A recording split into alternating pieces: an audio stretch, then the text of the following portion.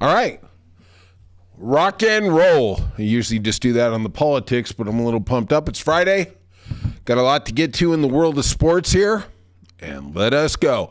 Please, though, first, hit your likes, hit your subscribes, leave your comments. I always love to know what fellow sports heads are doing, what they're thinking about. We're at Friday. It's right before the Super Bowl. I'm telling you, it's the best of times, it's the worst of times. We're a couple days away from it, and then we got to go 6 months, man. It's time to go to rehab. Oh, I'm going to miss football. Damn, I'm going to miss football.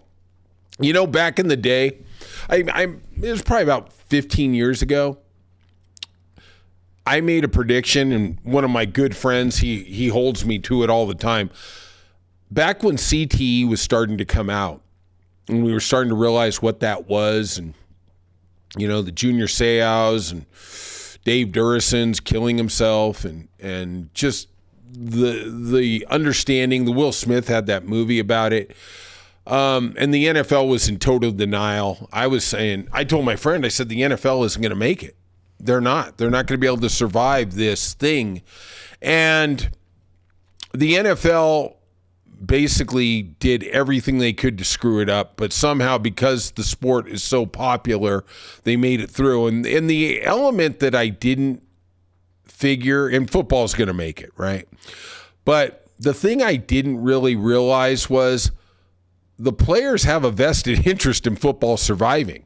Even if, I've been out to Cowboys camp out in Thousand Oaks, and if any of you have ever seen a football training camp, it is insane. It is really insane.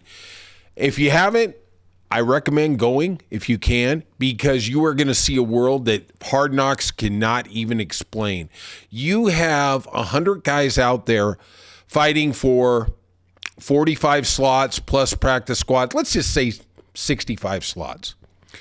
And if a gentleman makes it on the team, he makes X amount of money, $1 million, $2 million. Practice squad doesn't make that much, but they make a comfortable living.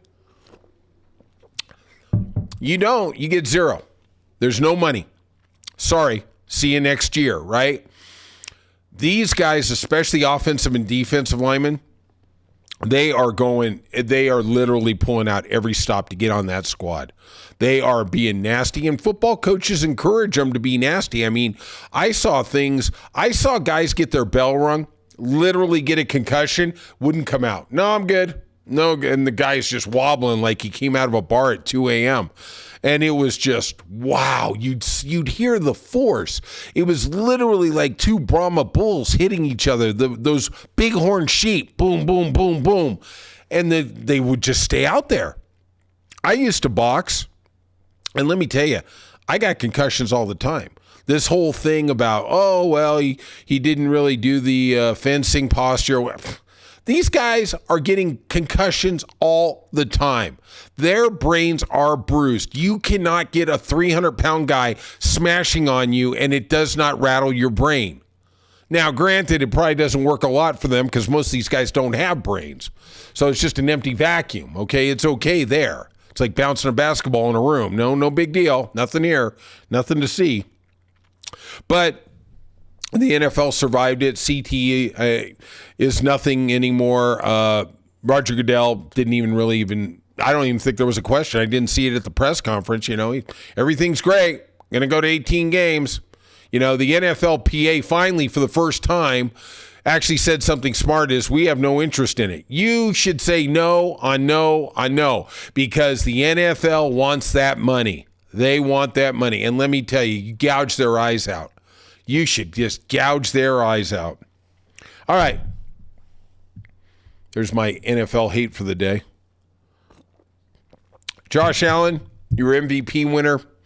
I think he totally deserves it. I know Lamar Jackson had a better statistical season. I thought he had a lot more tools.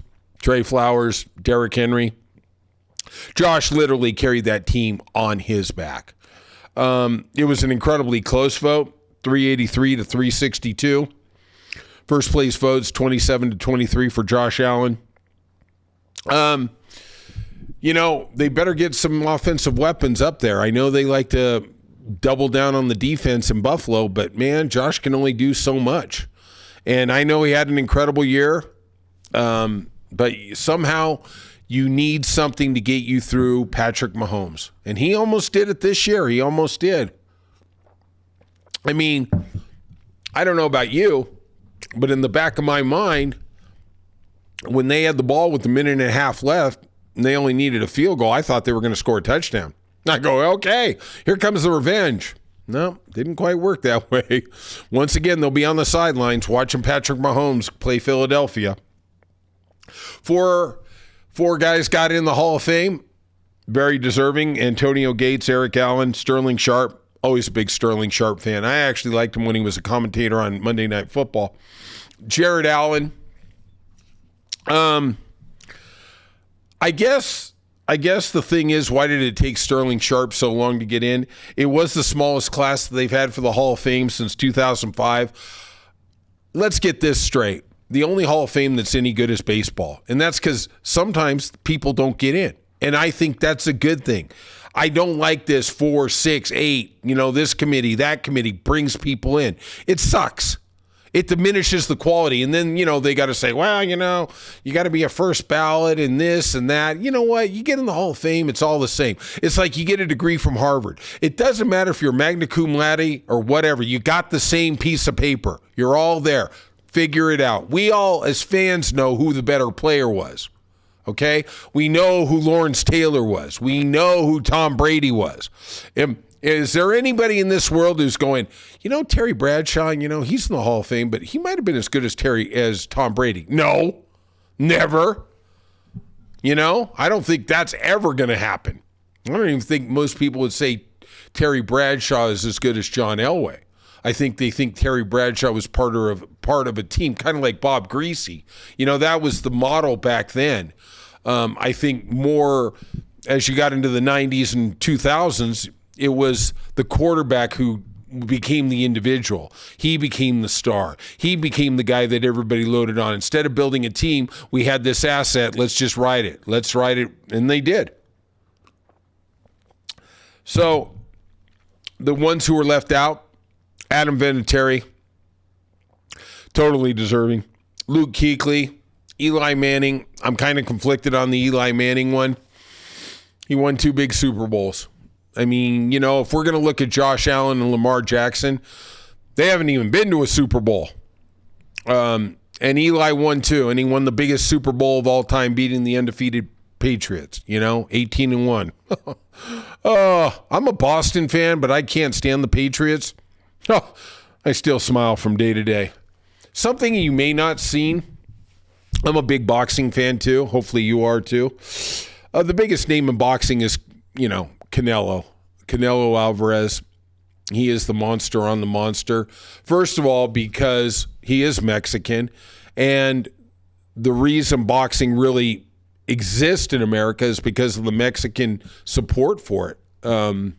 I remember back in the day, me and my friend Joe, we'd go into the Olympic Auditorium in downtown LA, and it was all Mexican fighters, and that place was rocking. And I remember one night we went there, and Roger Mayweather was the Mexican assassin.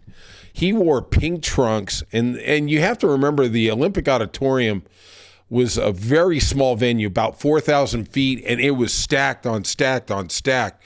And he'd go in there in the pink trunks, and he would just whack whoever the up-and-coming Mexican Julio Cesar wannabe would be. And, man, he would just encourage the crowd to get on him. And, man, me and Joe, I think we were the only 2 white guys there, and we would just sit there and go, man, this guy is a showman. And obviously his nephew Floyd, one of the all-time greats. I can't stand the guy, but I digress. So Canelo was I guess, yesterday was on the precipice of fighting Jake Paul. Going to be a mega fight. Think Mayweather against Conor McGregor. Now he's going to fight Terrence Crawford in September. We're just dotting the I's on this. I know it's not official. Don't send me any comments. It's not official. Believe me, I understand in boxing, anything can go sideways. This fight with Jake Paul for Canelo did go sideways. From everything I read, they were within 2 hours of signing the contracts.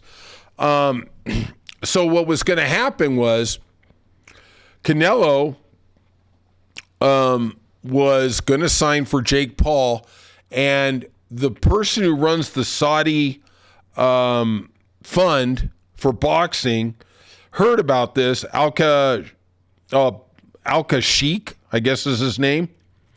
When he heard about that he was going to sign, he suspended efforts to try and get Terrence Crawford together with Canelo in September.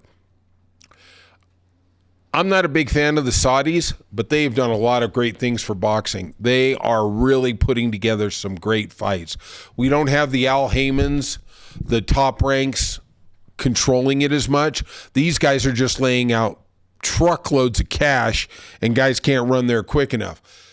When the Saudi fund, let's just call it the Saudi fund, heard that he was going to fight Jake Paul, they suspended efforts for that. The next thing I know, 2 hours later, Canelo's signing a 4-fight deal with them. His first fight is going to be in Riyadh on May 4th against either Jamal Charlo, great fight there, or Bruno Ceres. You know, they put on good fights. They put a lot of money into it, and they put good fights. And I'm going to tell you right now, dollars to donuts, Canelo is going to get in the ring with Terrence Crawford. And I love Terrence Crawford. I think he is really like the Roy Jones Jr., the best fighter in the world. He just hasn't fought anybody. That's because of his effed up contract. You know, hey, you signed the second and third deals, okay? So you don't have anybody to blame. But Terrence Crawford, for my money, I don't think he is anymore, but I thought for about a 5-year period there, he was hands down the best fighter in the world.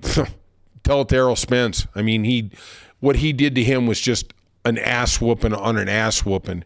And I'll tell you what, I can't wait. And finally, to wrap up sports, the Mavericks beat my Celtics tonight in Boston Garden.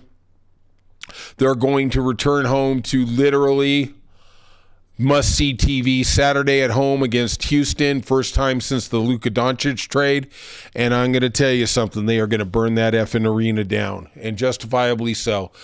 Don't pull a Nico. When you're out there this weekend, if you're in Vegas, God, you're the king. Don't pull a Nico. That means do something totally asinine or totally stupid, okay? Nico. That's the new catchphrase. Don't pull a Nico. Vote for Pedro. Don't be a Nico. All right. Hit the subscribe button. Hit the like button. And you know what? I will talk to you tomorrow.